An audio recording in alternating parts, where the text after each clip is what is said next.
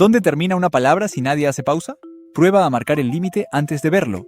En pocos minutos entenderás el truco que convierte una corriente continua de sonido en frases claras y también por qué ese truco falla cuando escuchas un idioma desconocido. La explicación simple empieza desmontando un mito.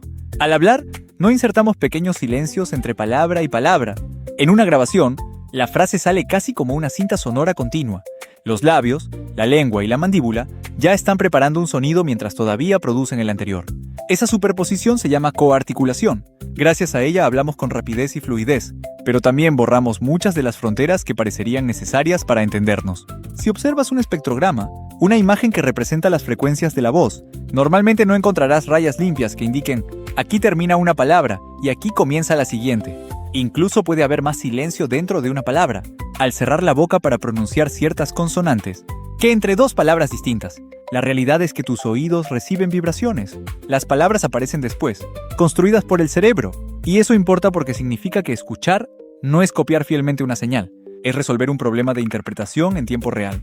El cerebro necesita apostar por una división antes de tener toda la frase, pero no apuesta al azar. Combina muchas pistas pequeñas.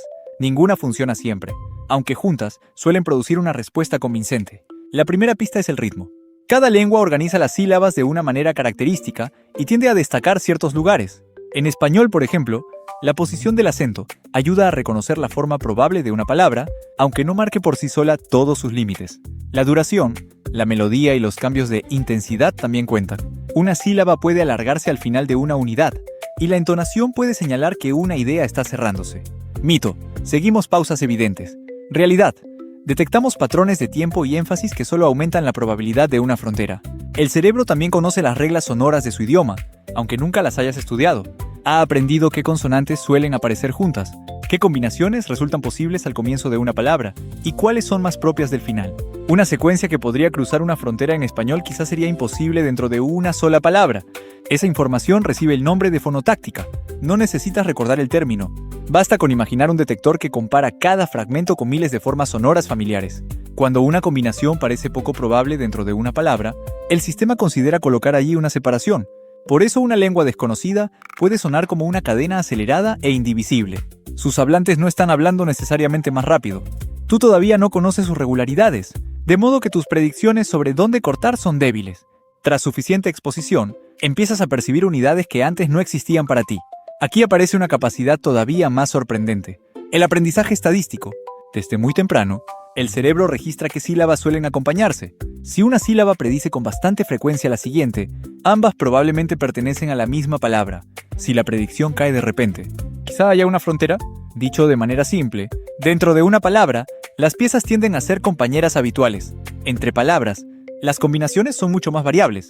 Experimentos clásicos con bebés mostraron que, después de escuchar durante poco tiempo secuencias artificiales sin pausas, podían distinguir grupos de sílabas recurrentes de combinaciones nuevas.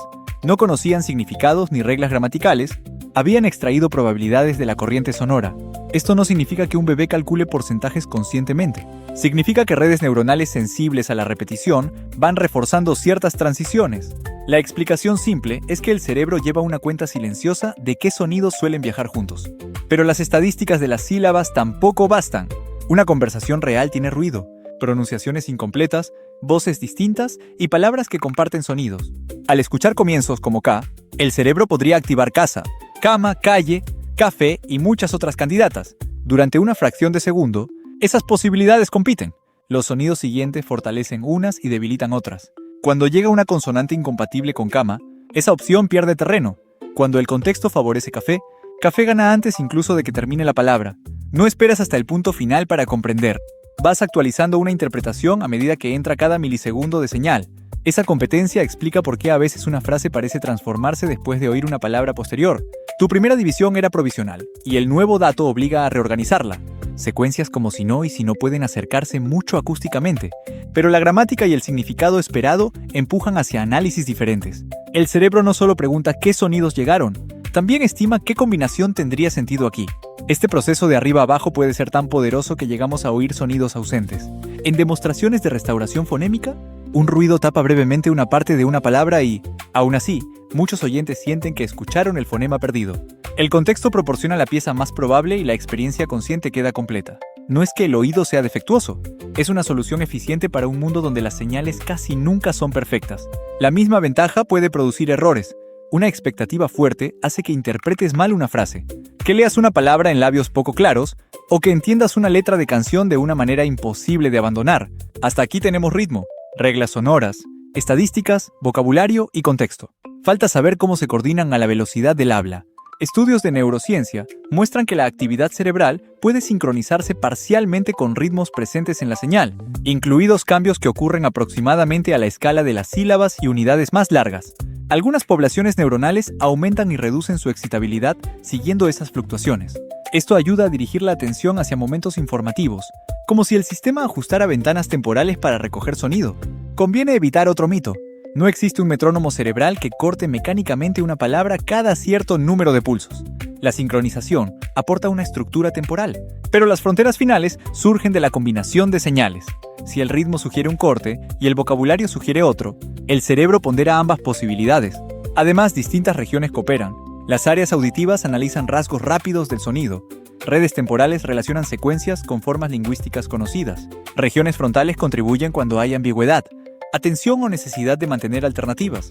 No hay un único centro que pulse un botón llamado palabra. Hay un sistema distribuido negociando una interpretación. Esa negociación también explica el efecto de conocer el tema antes de escuchar. Una grabación degradada puede parecer ruido la primera vez. Después de leer la frase correcta, vuelves a reproducirla, y de pronto cada palabra resulta evidente.